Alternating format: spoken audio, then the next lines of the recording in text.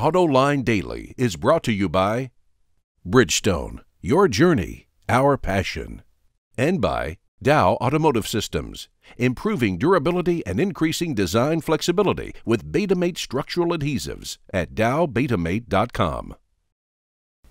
Welcome to Autoline Daily. In today's show, a look at September car sales, the Corvette Z06, staggering 0 to 60 time, and Tesla teases a new car. But first we'll start with some of the reveals from the Paris Auto Show. Well, Fiat continues to expand the 500 lineup. The newest entrant is a compact crossover called the 500X, which shares a common architecture with the Jeep Renegade. It's powered by 2 diesels or 6 gasoline engines, but only 3 will be available at launch. The engines can be mated to a 5 or 6-speed manual, 9-speed automatic, or a 6-speed dual-clutch transmission. The 500X is also offered in front and all-wheel drive.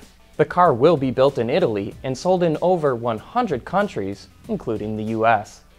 Do you remember Volkswagen's fuel-sipping XL1? Well, the German automaker has taken some of the soul from that car and put it into what VW calls the XL Sport. As you can see, some of the exterior design characteristics are carried over from the XL1, but then were massaged to give it a more aggressive, sporty look. Similar tricks from the XL1 were also used to improve aerodynamics and keep down weight. The XL Sport comes in a shade under 2,000 pounds and has a coefficient of drag of just 0.258. The engine, however, was plucked from a Ducati motorcycle and comes in 2-cylinder form with a pretty staggering 197 horsepower. The car can hit 100 kilometers per hour in under 6 seconds and tops out at almost 170 miles per hour. Volkswagen is only building 250 XL1s, so if the XL Sport even makes it into production, I think we'll see a similar number of units. While Infiniti is giving some hints to its future with this wild-looking concept vehicle called the Q80 Inspiration. It's a 4-door hatchback that features some pretty sleek lines across the whole body, a slightly new interpretation of the automaker's signature grille, and suicide doors. Under the hood is a hybrid powertrain that includes a twin turbocharged 3-liter V6, which cranks out 450 horsepower and is said to be a precursor to a new family of engines that will be introduced within the next 2 years. The simplified interior has a unique HUD for the driver that only shows information important to him or her. The front passenger gets their own personal HUD, while each rear seat passenger has access to a touchscreen.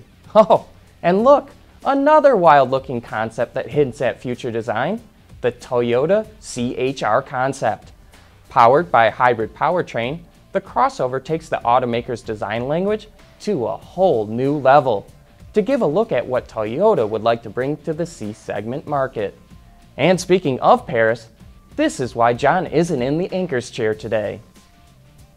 Autoline is at the Paris Auto Show. We're going to be posting interviews and new car reveals all day long, so check it out at autoline.tv.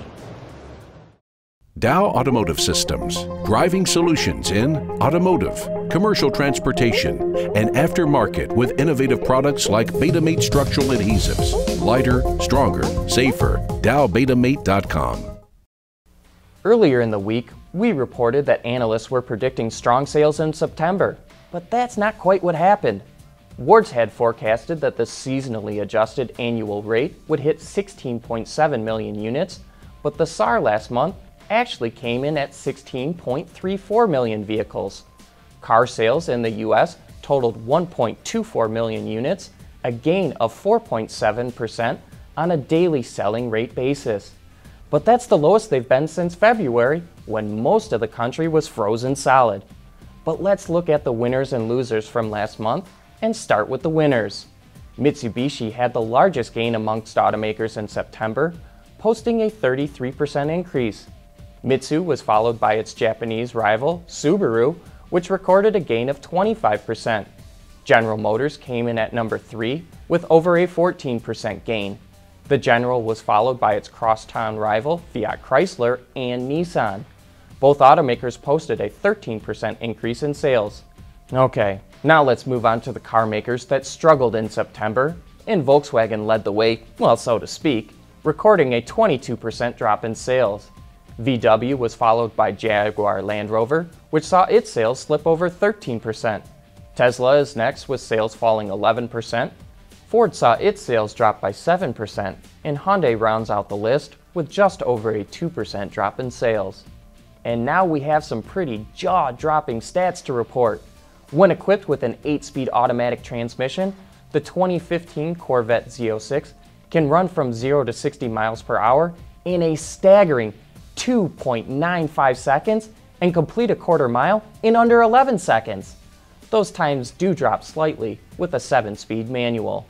Well, it looks like the horsepower war may be starting to heat up, and Ford hasn't even thrown its hat in the ring yet with the new Mustang. And in other GM news, the company announced pricing for its new compact crossover, the Trax. When it hits dealerships this January in the US, the Trax will carry a starting price of $21,000, and it will cost an additional $1,500 for all-wheel drive, which is offered on all trim levels. While all other major automakers are unveiling cars in Paris, Tesla CEO Elon Musk announced on Twitter that the automaker will unveil a new car next week. Musk says in the tweet, and I quote here, "About time to unveil the D and something else," end quote. It also includes this teaser photo of the car and a reveal date of October 9th. As we told you earlier, Tesla sales are down, so it definitely could use some more products. And before I sign off, make sure you catch tonight's Autoline After Hours. Our guest is Jeff Nowak, the chief designer at Ford's virtual design house called Studio 2000X. That show will be available tonight at 6 p.m. Eastern Time on our website, Autoline.tv. And don't forget to check out our coverage from the Paris Auto Show. Again, just head to Autoline.tv for all the latest info. But that brings us to the end of today's show. Thanks for watching, and please join us again tomorrow.